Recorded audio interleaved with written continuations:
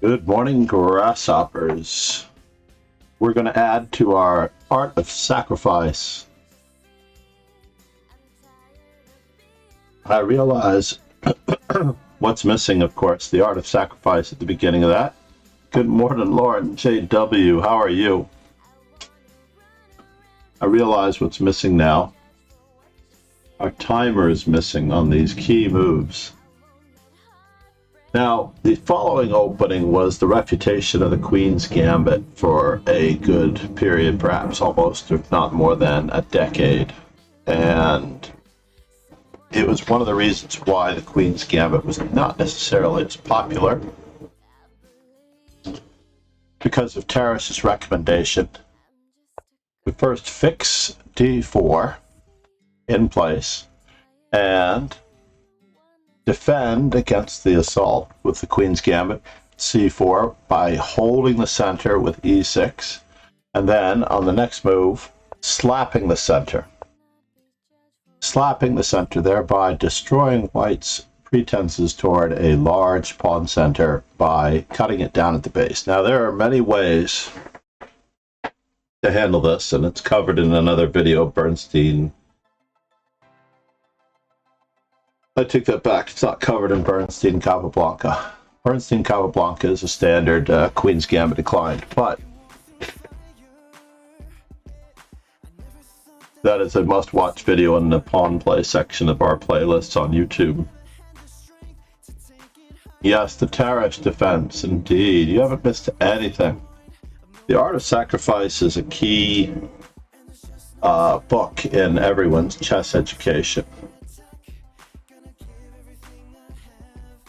Tarrasch, of course, was responsible for this invention, and it was used later by Garry Kasparov on his assault on the throne in 1983, as he played it in his candidates matches all the way up into playing his match with Anatoly Karpov in 1984, the longest 48-game match one could ever imagine, with a 6-game winning requirement.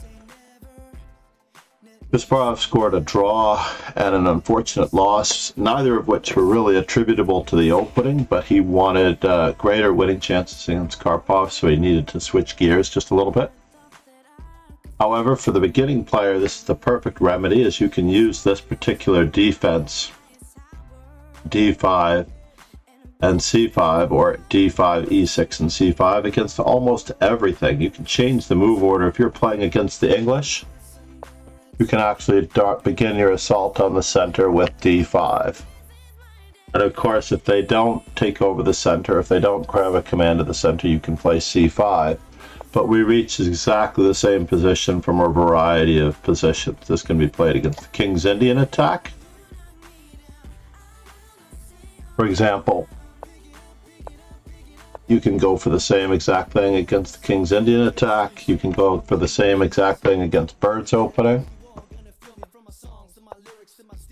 The only thing I warn everyone against the Birds is not to play knight to c6, as bishop to b5 will undermine black's control over the center, and knight to c6 should be refrained from. Or perhaps you could even play a6 in this particular position, as many masters have done. In fact, it has a tremendous record in the Masters database on Lichess. Even the Catalan, it works. Yes, absolutely. The Catalan being d4, d5, knight f3. Let's just say that we play c5. We're already fighting for the center in this particular case. In fact, in this particular position after c5, it's actually called the Krauss variation. It works against the London as well. This is called the Steinitz counter gambit. And for the most part, you really have nothing to fear from almost anything, provided you're willing to anchor your pawn in the center with e6. This bishop is often already developed on its particular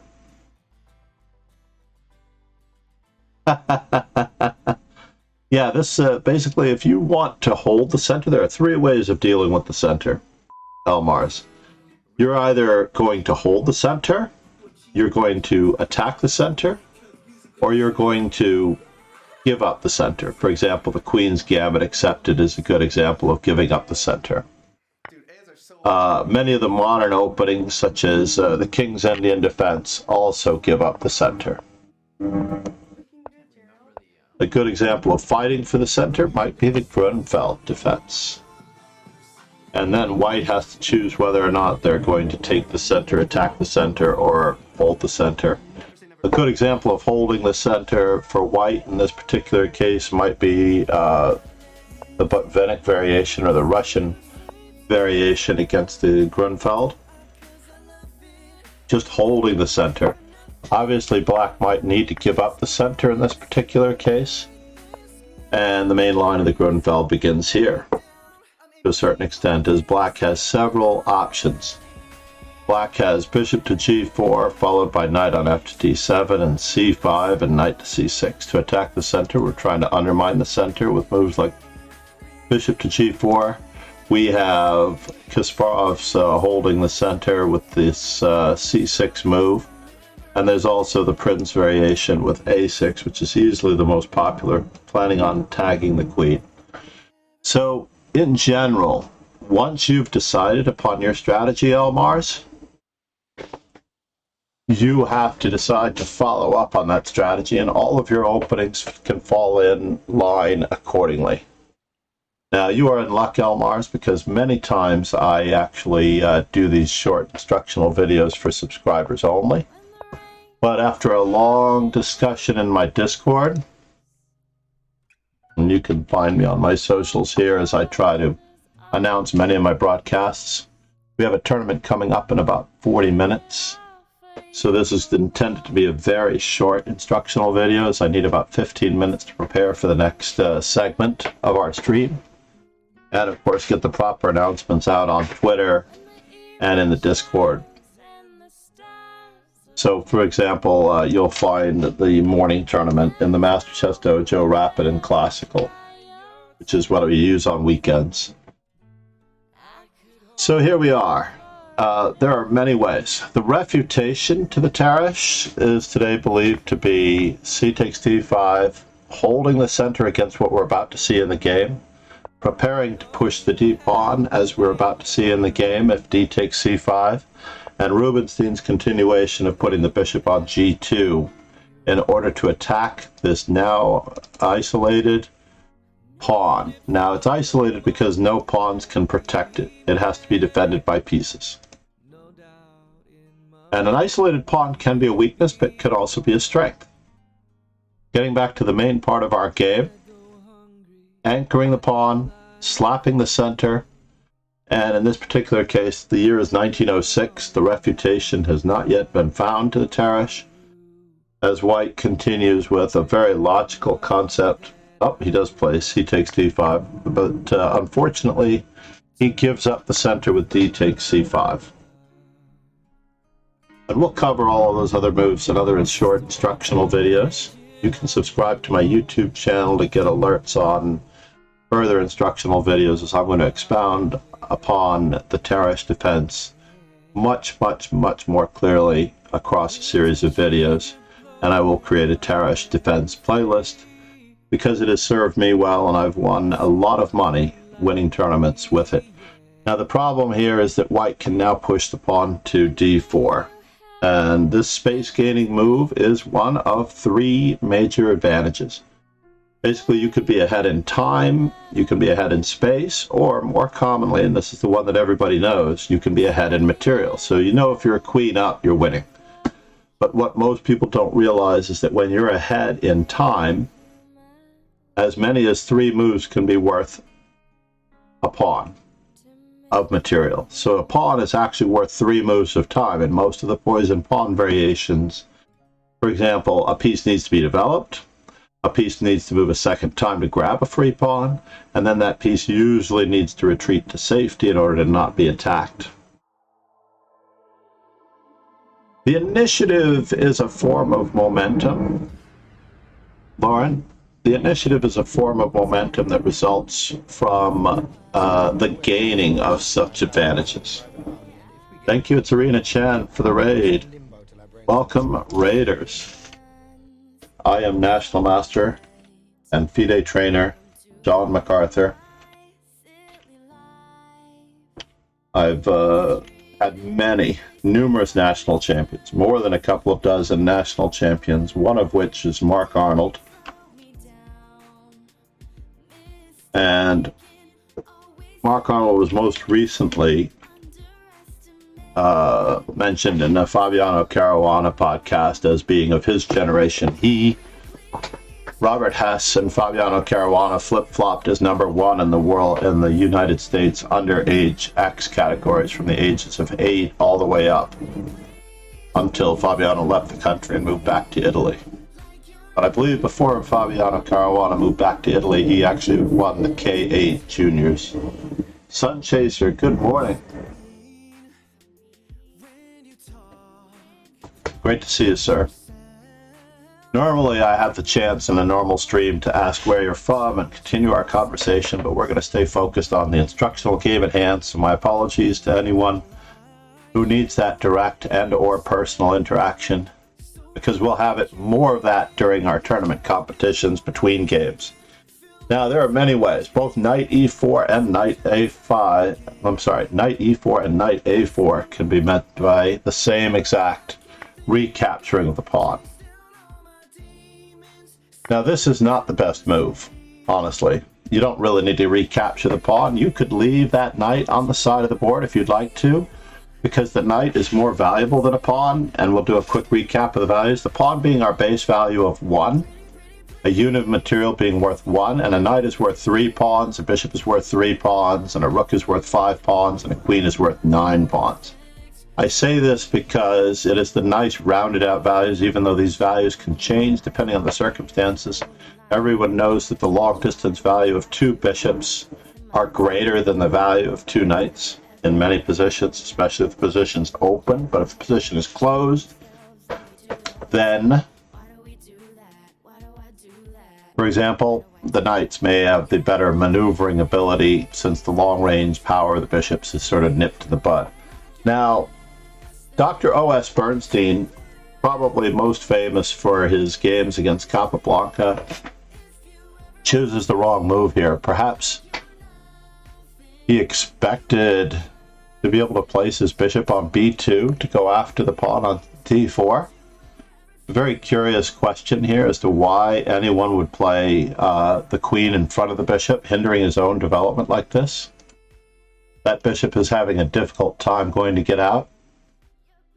And I have another short video on YouTube on how to change your background if you'd like to change your background to any image that you prefer. All you have to do is find a full screen image and landscape of an image of a landscape or a night sky. Night skies often work best so that you can read the videos. I've learned that daylight backgrounds, it's very difficult to read the menus at the top of leechess.org. But Elmars,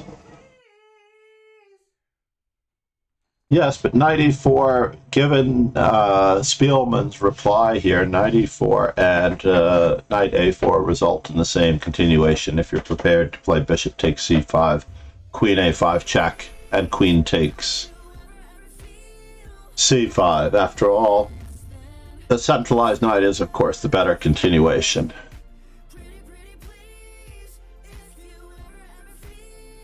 Needless to say, white stresses the ability to attack the queen with b4, and obviously we've already discussed his immediate plan to put pressure on the pawn with bishop to b2. However, the pawn is easily defendable and the space advantage is clear for black. So given that we don't really want to sacrifice yet another pawn, white is somewhat obligated to protect the pawn with a3, and now black continues his development. Now a rook is ready to fly to d8. I'm a very big believer in using the notation and identifying the squares, because you'll be able to calculate very, very deeply if you know the names of the squares. You'll know where everything is 4 to 5 moves from now if you're analyzing a variation in your head deeply. Therefore, I give Rogan Kingslayer Sloan a little bit of grief for his here, there analysis, because the heres and the theres will all be the same squares at the end of a long range of analysis if you're trying to look ahead visually. So in this particular case, White continues his development as well he should. He has to get all of his pieces out, and we already announced that the rook would be coming to d8. We're preferring this over castling queenside. Now, objectively, White is still better due to the weakness of that isolated pawn being potentially a liability, as well as, at the moment, an advantage in keeping White from developing their pieces. It's at this moment that the weaker player, unfortunately, loses his patience. It's a lot like a person in a casino wishing to cash in on his winnings just a little bit too early. He spots a weakness, like a caveman, and he goes for it. So, to be honest, this is not the way to go. Usually, we'll follow Karpov's strategy of waiting for more than one weakness. I haven't given Irina Chan a shout out. And of course, her. She actually just made me a VIP in her channel. So I actually need to return the favor. As she's, what? Unable to add VIP. I think I have to un-VIP someone, because I'm at my max for VIPs, so we'll take care of that in a little bit. In any event, let's give her her due shout out, and thank you for the raid. Yeah, I've maxed out on VIPs, but I have to reach back to the early days of perhaps visitors that are no longer here. Or it did work. Interesting. Maybe because I did it twice. Is that possible? Or maybe I already made you a VIP. I just can't remember 20 minutes ago. Needless to say, that was the reason why. But I believe I am very close to being maxed out on VIPs. But all of my VIPs are so well worth it, including Irina Chan, who sent me some music, which I enjoyed very much on my commute yesterday to lessons in Manhattan. Now, we are going to look at a few moves here. Candidates for black. I'm just kidding. Candidates for black. Now, I do use covers from YouTube, and they are attributable as copyright remarks on YouTube. But the music is, because I'm giving them the attributes at the bottom, you can see in the music category in the bottom right-hand corner, I seem to be quite okay with YouTube using the music as long as I have those attributes there, because it is able to be used in YouTube videos as well as here. In any event, candidates for black. The idea of finding candidate moves and getting into the habit of finding candidate moves is key. You should always look for the 3 best moves in the position. For example, the G7 pawn is being attacked. So either we're going to allow it to be taken as part of a passive sacrifice, or we're going to defend it with moves such as G6. So G6 is a logical included candidate. Knight to E7, as Irina pointed out, and of course we can start stripping open the lines to black to white toward white's king with knight takes B4, as Irina pointed out. And I do prefer that you try to type 3 candidate moves as a whole. It tells me, as well as a coach and a trainer, the order in which you saw those moves, where your eyes went, what interested you most the first rather than third. Knight on G to E7, interestingly enough, was bullying. It was marked as bullying by Twitch. Knight on G to E7, very unusual. Not entirely sure if it wasn't attributable to some other NG word. Who knows? It's very unusual. Anyway, it's allowed now. Knight on G to E7 is allowed. And Sun Chaser has it as his second move. Sun Chaser managed to choose the move that Spielmann played, Knight F6. And the key here is that after the pawn is taken, Black can actually connect his rooks and take advantage of that queen's capture. And we're alluding back to the fact that a pawn is worth 3 moves of time, in the sense that it took that developed queen a second move and a third move to capture the pawn. And at this moment, I think it's, it's possibly palatable. If White does not get checkmated and if White can reach an endgame, this is great.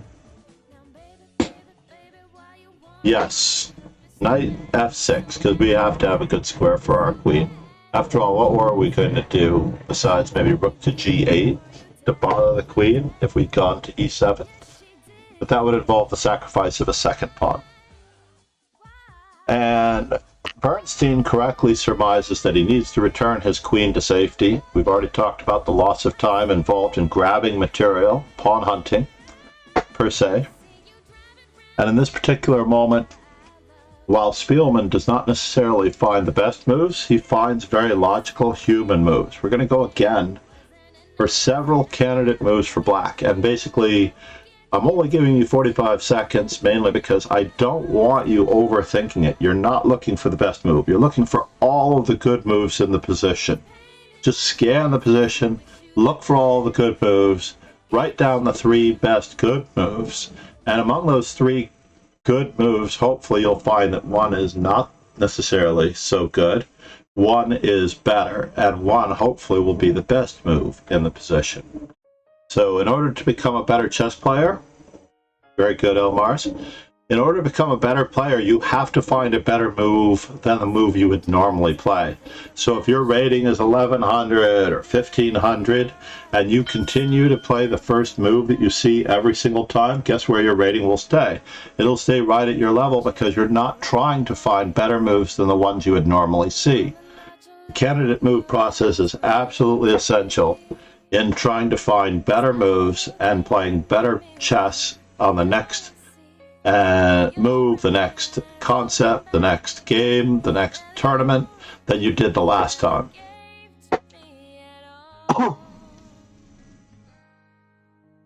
And on his third attempt, Sun Chaser, I actually have the whiteboard behind me, which my grandson has been using for mainly art, to usually give credit to players for their moves, and we can keep a running track and toll on how everyone does. So basically, getting it as your first answer would be 3 points, 2 points, 1 point for third, and you could actually compete with each other.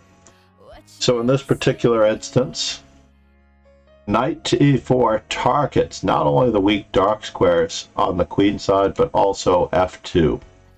This was and is Spielmann's concept here. Knight to G4, by the way, was the second best move in the position. Knight to E4 was not in the top 5, believe it or not, as White now has a move that could have stopped Spielmann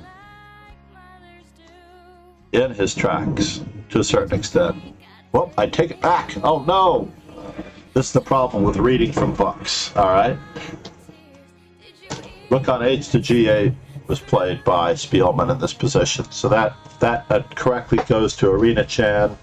Sun Chaser is correct. On the second turn, he actually improved his score, even though his notation was not correct. That would be a point off, so it would be the same as Knight E4 as the third. So I apologize as I skipped a line in the book. Rook on H to G8 was indeed perhaps the best move, along with Knight to G4. Rook to D1, and candidate moves for Black in this particular position. You already know now that Knight E4 is one of them. However, I'm not saying that that is the move that was played in this position. As I told you, I skipped a line in the book going across. It's very difficult to read from a book and study at the same time, and I do recommend that you do this over the board if you can.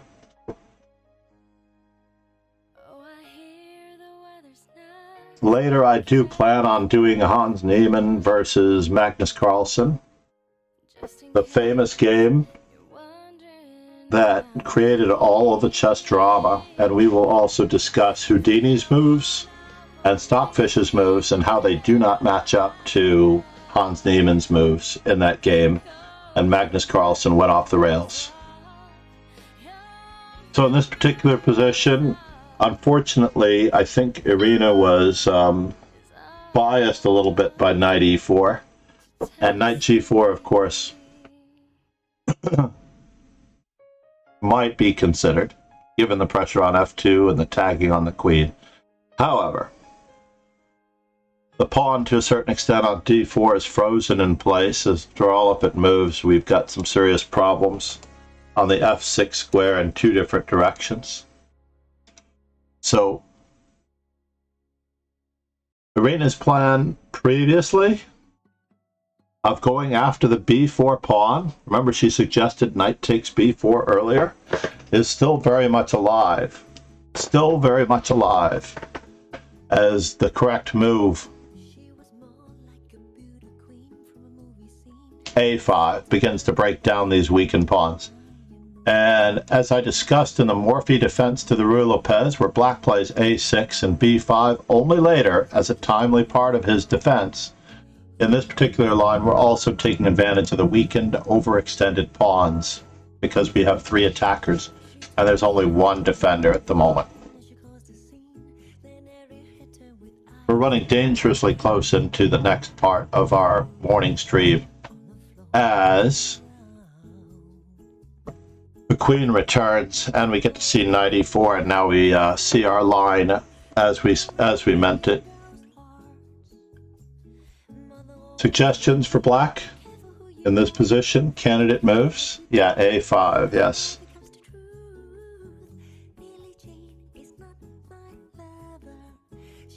This is one of the songs by Susan Wong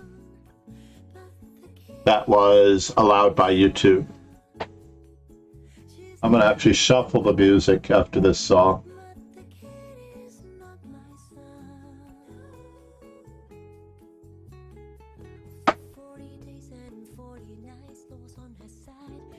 I'm going to make that music attribution a little bigger so you can actually see her name, as I highly recommend her covers on YouTube.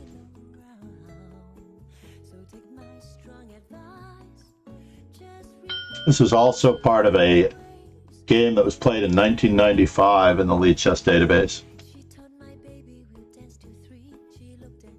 Sun Chaser should not forget that the knight on e4 is hanging.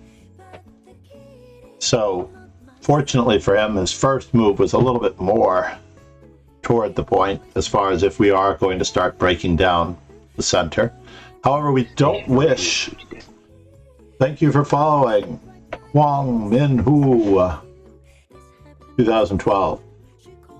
Basically, we don't wish to exchange pieces as the attacker. We wish to hold them in place. And the best move in the position was played by Spielmann as he anchors his knight. Now, anchoring a knight as part of an outpost on the 5th rank is part of a natural process. I'm going to mention that a knight is worth 3 points and a bishop is worth 3 points, right? So therefore, a knight on its initial square is worth 3 points. A knight being developed one move is worth 3 points. A knight outposted on the 4th rank can be worth a bishop. I already mentioned that the bishops can be and are usually a smidgen more valuable than a knight, but a knight outposted on the 5th rank is actually more valuable than a bishop in its reach into the opponent's position.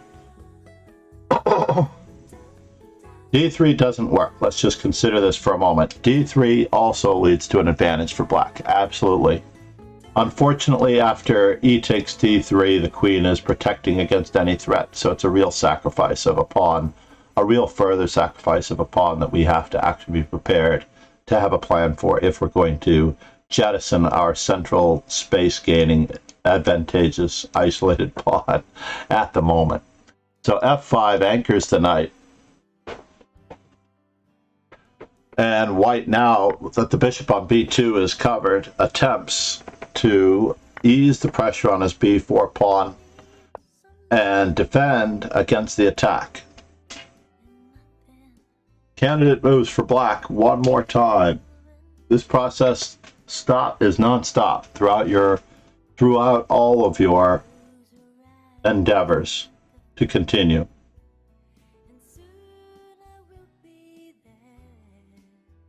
Candidate moves for black. Spielmann does play the best move in the position, although many moves lead to a certain advantage as the queen is on an open file. The rooks could be doubled.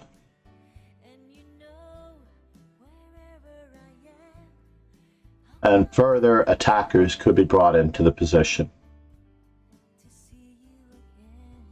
Now, doing this process in 45 seconds increases your ability to expand your vision and your sight lines on certain squares and parts of the board.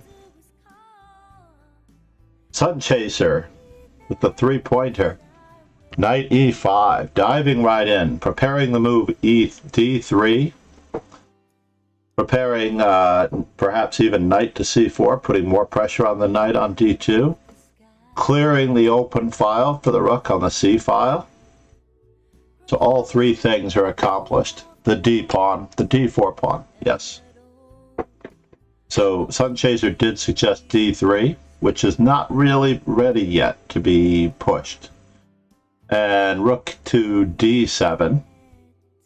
This is the d file. The queens, by the way, start on d1 and d8. And the Latin word for queen is dama, dam, in many languages, of the low romantic languages. So it's very easy to see that the queen already starts on the d file. No, I understand. But with practice, Sun Chaser, you're going to be spotting moves like that and your game is going to be soaring. This is the important part.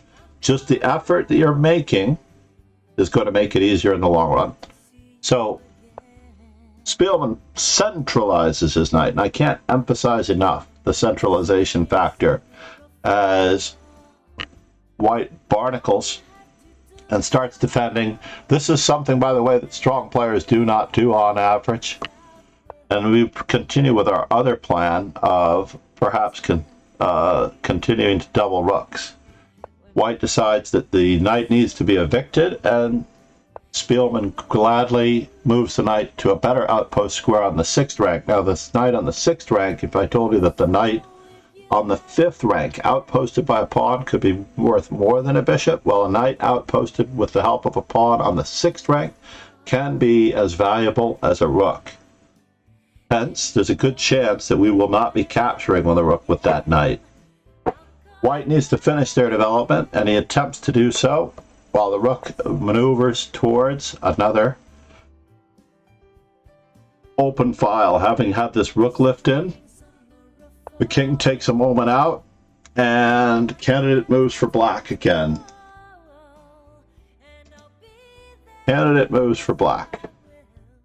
If you're watching the video on demand, which you can do either on YouTube or as a subscriber on Twitch, and I do appreciate your support. I absolutely do appreciate your support as a subscriber because it helps pay the internet bills. Honestly, I don't make any money on doing these as a professional chess teacher, coach, and trainer. I just don't make any money, but I do cover the expenses of a high-speed internet, at least to a certain extent. I have not completely covered the cost of this setup. So bishop to b3, f4, and knight takes d1 are all extremely logical moves. I'm a little hesitant about bishop to b3 because that square is not so well protected, and the knight might spring into action, gaining time on our queen. It's a little early to be shoving pawns because our pieces might need those moments to be might need these squares. So interestingly enough, you have to ask yourself one of three questions. Where are the weaknesses? What is our opponent's idea or intention? And that is actually indeed what wins the game, unfortunately, as the game is brought to a close here because Bernstein may have been in tremendous time trouble. In those years, the time control was 16 moves per hour. 16 moves per hour, roughly. It was like 40 moves in 2.5 hours. I believe that works out. And at this very moment, you have to ask yourself, lastly, the third most important question. What are the worst place or best placed pieces. So our knight being the best placed piece, we don't want to exchange it for a rook on d1 that's not doing anything. But our worst placed piece in this particular position is the rook on c8. And this is very common for younger. The bishop could be considered bad, but it's not as bad as the rook. And unfortunately, in this particular position, our game is brought to a close by a horrible blunder by Bernstein, as he does not pay attention to question number 1. What is the opponent's intention? So the opponent's intention in this particular case might be to play knight e4 check, and thank you very much for the queen. Unfortunately, Bernstein actually ended the game after king to g1, and the game ended here. However, in the art of sacrifice in this particular case was talking about the ability to give up material in return for activity, and it links us back to our initial conversation about the value of time and the value of a poisoned pawn, in that respect for the return on that investment and the opponent losing time with their material. And as it turns out, yes, knight e4 probably would have been a good move as well, but it's not among the top 10. Almost everything here is not as good as knight takes e2. Now, white could have probably tried king to g2, but the game would have still gone very, very south after the moves knight takes d1, queen takes d1, and queen to c5, as that bishop is trapped.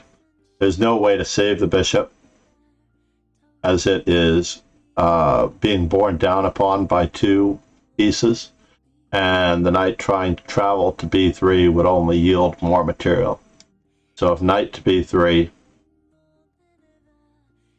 bishop takes b3 ends it. We're also losing.